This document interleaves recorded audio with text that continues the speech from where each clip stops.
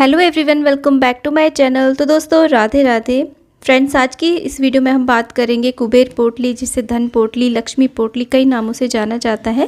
वो कैसे बनाई जाती है, इसमें क्या क्या सामग्री लगती है और इसे रखने के नियम क्या होते हैं, बनाने के नियम क्या होते हैं और ये कब तक रखी जाती है और इसको किस प्रकार से विसर्जित किया जाता है जब इसका प्रयोग संपूर्ण हो जाता है, इसके क्या महत्व होता है, क्यों रखी जाती है और आजकल इसका बहुत ही ज़्यादा महत्व बढ़ गया है। वो क्यों बढ़ गया है? देखिए, आजकल इतनी उपयोगी इसलिए हो गई है क्योंकि हम सिर्फ धन कमाते हैं और धन सीधे हमारे अकाउंट्स में आता है। वो घर तक हमारे धन नहीं आ पाता है, सीधे खर्च ऑनलाइन होता रहता है और plastic money, credit card, debit card और मोबाइल वॉलेट आदि का यूज़ हम बहुत ज़्यादा करने लगे हैं और अपने धन, जो हमारा घर है उसमें धन हम नहीं रखते हैं। लेकिन घर में तिजोरी, जो भी हमारा धन का स्थान है, किसी भी कबर्ड का, इस तरीके से खाली रहना भी शुभ नहीं होता है। इसलिए इस पोटली को बनाकर हमें अपनी तिजोरी में ज़रूर रखना चाहिए, क्योंकि यदि हम तिजोरी में पैसे नहीं रख सकते हैं तो कम से कम यह पोटली तो हम उसमें अवश्य रूप से रख ही सकते हैं। ये पोटली रखने से लक्ष्मी जी का वास सदैव हमारी तिजोरी में, हमारे धन के स्थान में रहता है और कहते हैं कि लक्ष्मी ही लक्ष्मी को खींचती है। इससे आपके घर में कभी भी धन की कमी नहीं होती है। धन से संबंधित सभी समस्याएं समाप्त हो जाती हैं। ये पोटली कुबेर जी से ही संबंधित नहीं होती है। इसमें जो सामग्री हम डालते हैं वो माता महालक्ष्मी, भगवान विष्णु, भगवान गणेश जी से भी बहुत ज़्यादा संबंधित होती है। धन से संबंधित ये पोटली होती है।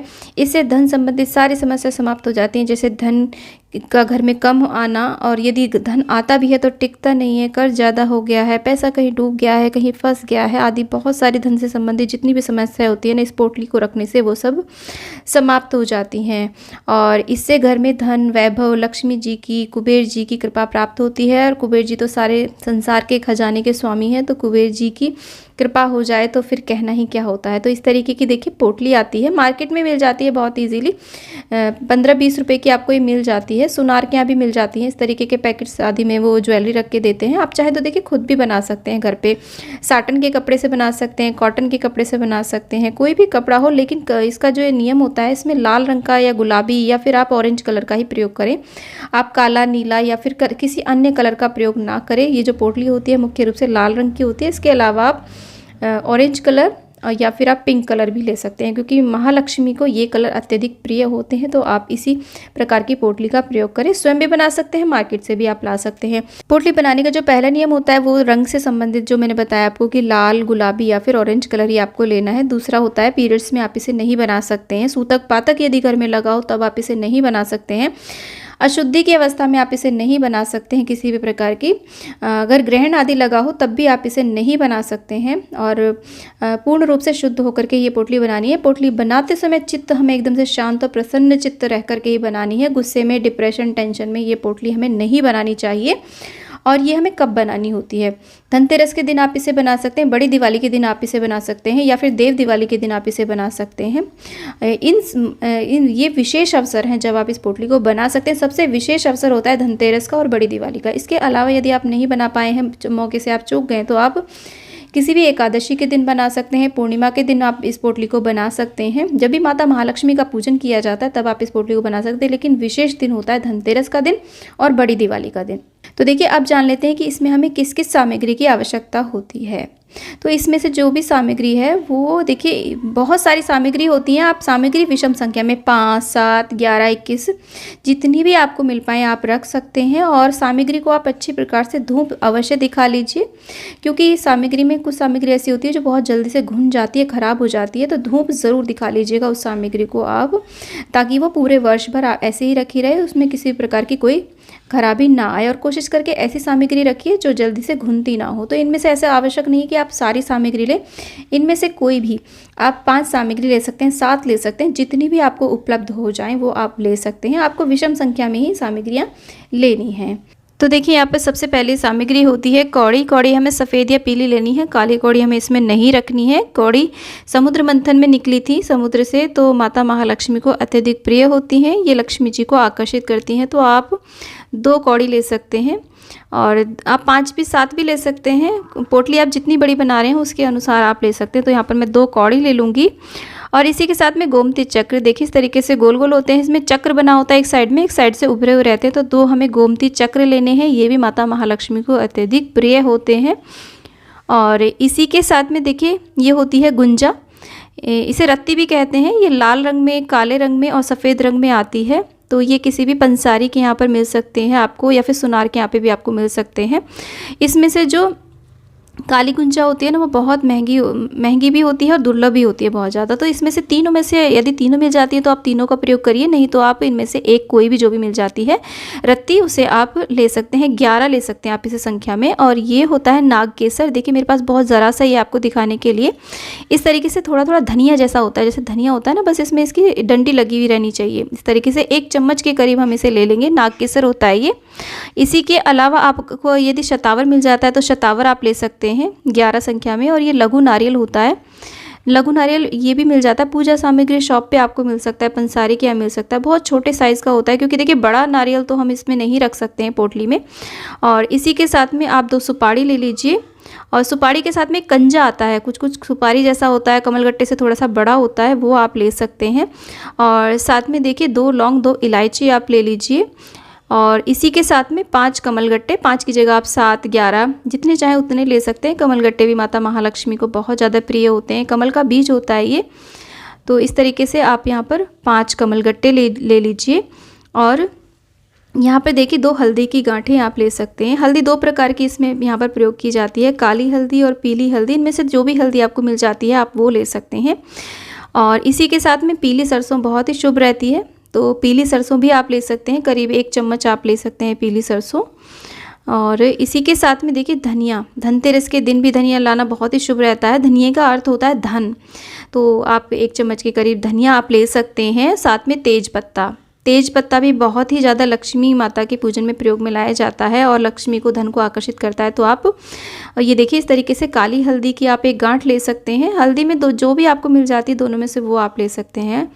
तो इस प्रकार से देखिए तेज़पत्ता भी आप 5-7 ले सकते हैं, छोटे बड़े साइज़ में। और उसी के साथ में देखिए यहाँ पर कुछ ना कुछ धन अवश्य रखा जाता है। आप चाहें तो देखिए गड्डी भी रख सकते हैं नोटों की, या फिर इस तरीके से चांदी का कोई भी सिक्का जिसके ऊपर गणेश लक्ष्मी जी बने हों, आप उन्हें यहाँ पर रख दीजिए। छोटा सा सिक्का आप बहुत छोटे साइज़ का भी ले सकते हैं, जैसा भी आपकी सामर्थ्य हो। आप चांदी का सिक्का ले सकते हैं, चांदी का सिक्का नहीं है तो आप सिंपल सिक्के जो होते हैं ना, उन्हें अच्छी तरीके से गंगाजल में धुल करके आप उन्हें रख सकते हैं। तो फ्रेंड्स ये सब सामग्री हमें चाहिए होती है। अब ये आवश्यक नहीं है कि आप ये सारी सामग्री लें, इसमें से जो भी सामग्री आपको मिल पाती है वो आप ले सकते हैं 5-7। और उसी के साथ में जब आप इस पोटली को बनाएंगे ना, बाद में जब इसे तिजोरी आदि में रखेंगे तो उसमें कपूर अवश्य डाल दीजिए।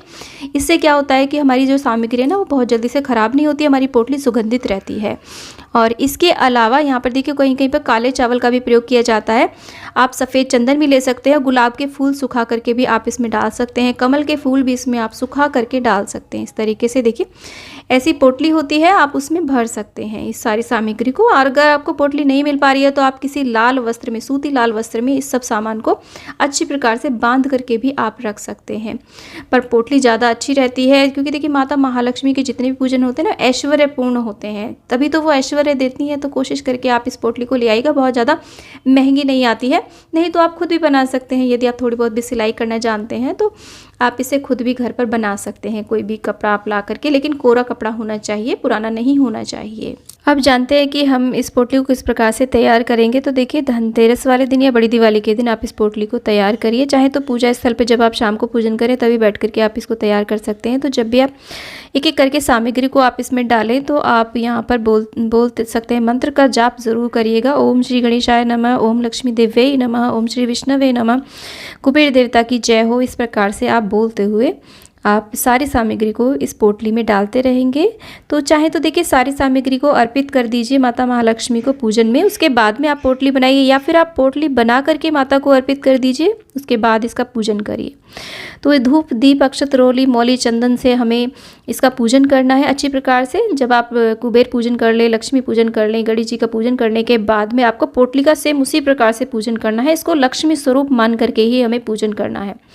और इस तरीके से देखिए सारी सामग्री को हम डाल देंगे। और जब हमारा पूजन हो जाएगा तो यहाँ पर हम गणेश चालीसा का पाठ करेंगे, लक्ष्मी चालीसा का पाठ करेंगे, विष्णु चालीसा का पाठ करेंगे, विष्णु सहस्त्र नाम का पाठ करेंगे, लक्ष्मी माता के मंत्रों का हम जाप करेंगे। तो यहाँ पर देखिए मैं रत्ती जो है 11 ले रही हूँ। और यहाँ पे काली भी ले सकते हैं आप, सफ़ेद भी ले सकते हैं, जो भी आपको मिल जाए तीनों भी आप ले सकते हैं। तो इस तरीके से पोटली तैयार कर देते हैं। उसमें कुछ ना कुछ धन अवश्य रूप से रखें। तो इस तरीके से इस पोटली को सिद्ध करने के लिए हमें यहाँ पर ये सारी चालीसाएँ अवश्य पढ़नी है। श्री सूक्त का पाठ भी कर सकते हैं, लक्ष्मी के मंत्रों का जाप आप कमलगट्टे की माला पे भी कर सकते हैं। तो हमारी जो पोटली है ना वो सिद्ध हो जाती है। रात भर पूजा में हम इसी प्रकार से पोटली को माता महालक्ष्मी के चरणों में रख करके छोड़ देते हैं। अगले दिन आप इस पोटली को आप अपने पूजा स्थल पे ही रख सकते हैं, या फिर जो मेन होता है वो होता है अपनी तिजोरी में, या फिर जहाँ पर भी आप अपना धन रखते हैं ना वहाँ पर आप इस पोटली को रखिए।